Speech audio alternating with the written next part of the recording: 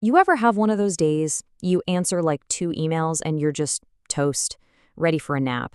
Meanwhile, you hear about these Silicon Valley elites who are grinding out 14-hour days like it's nothing. So what's the deal? Do they have some kind of secret genetic mutation we don't? Well, no. The answer is actually a lot more interesting. They're using a biological exploit, and today we're going to break down exactly how they do it. So, the common myth, the thing most of us tell ourselves, is that these people just have more willpower. They just force themselves to work. But that's an absolute idiot move, because willpower, it's a finite fuel tank. It drains every single time you resist a distraction or make a choice. The elite reality is something totally different. It's called synthetic flow.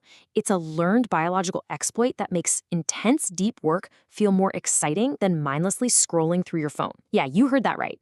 Okay, to get there, we have to start with a really hard truth. It's this. Your focus is currently being held hostage by a drug dealer in your pocket. It's not that you're easily distracted. It's that your brain's reward system has literally been hijacked. And the culprit? Well, it's right there in your hand. All right, so let's get into the problem. We're talking about your brain on cheap dopamine. This is precisely why your important work, the stuff that could actually change your life, it feels like trying to eat cardboard. It's bland, it's boring, and it's a total slog. And look at this chart. This really puts it into perspective. Your deep, meaningful work, it gives you a dopamine hit of maybe a 10. Junk food, that's about a 50. But social media, that's a supernormal stimulus, and it's cranking the volume all the way up to 100. So trying to get satisfaction from your work when your brain is used to that, it's literally like trying to hear a whisper at a rock concert. It's just impossible. The signal is completely drowned out.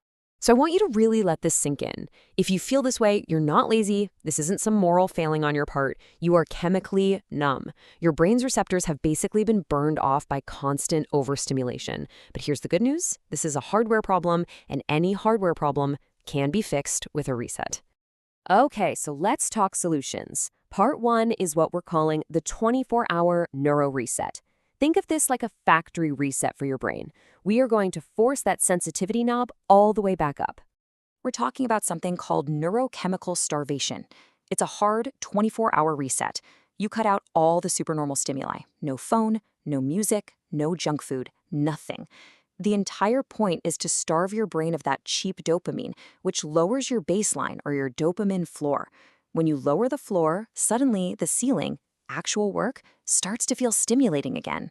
So what does this actually feel like? Well, I'm not gonna lie, the first few hours are gonna be tough. You'll be bored out of your mind. But then, around hour 12, your brain starts desperately seeking any stimulation. And by hour 20, something incredible happens. Your brain adapts. The void gets filled. And all of a sudden, simple tasks like cleaning your room or writing an email start to feel genuinely engaging, almost like an adventure. Your senses have finally woken back up, and by hour 24, boom, the hardware reset is complete. Okay, so once that hardware is reset, it's time to install the right software. This brings us to part 2 of the solution, the dopamine workflow. And the whole thing is built on a principle you've known your entire life. You have to eat your vegetables before you can have dessert. It's a really simple 2-phase system. Your day is now divided into 2 parts, the fast and the feast. It's that straightforward.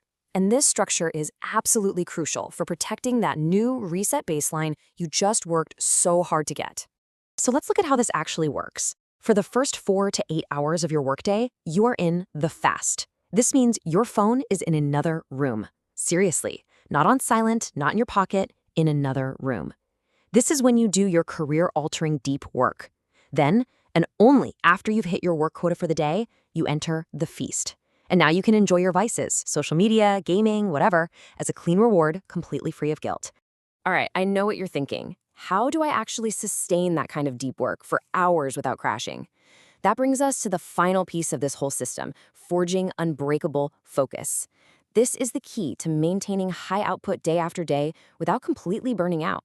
And we do this with a concept called forced focus. And listen, this isn't about downloading more productivity apps. It's the exact opposite. It's the art of removing every single escape route until the work in front of you becomes the most interesting, most stimulating thing in the room. So let's compare 2 approaches. First, there's the meta-idiot way. This is where you have 10 different productivity apps and you spend more time organizing your to-do lists than actually doing the work. Sound familiar? The elite way is so much simpler. You set one timer, for one task. You make focus the only option. And you can even use fake deadlines to create that little bit of biological pressure your brain needs to actually get in the zone. And this leads to a final, kinda counterintuitive trick for making this all sustainable. It's called the Hemingway hack, and it's simple. Stop while the work is still going well. I know, it sounds crazy, but trust me on this. Think about it. The wrong way is to push until you are completely exhausted. You hit a wall, you feel drained, and you absolutely dread starting again the next morning. But with the Hemingway hack, you stop mid-task, maybe even mid-sentence. Why?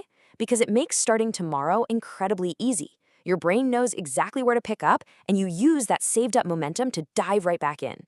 So when you put all these pieces together, the reset, the workflow, the focus techniques, what you have is a completely new operating system for your brain. This isn't about trying harder. It's about manipulating your neurochemical baseline for peak performance. It's about making high output feel natural, not forced. Which brings us to one final, really important question you need to ask yourself. Right now, does it feel like you're running through mud? Are you constantly fighting to pull yourself out of the muck of your own distractions? Because that's what this is all about. It's time to stop running through the mud. It's time to stop fighting your biology and start using it. It's time to start operating in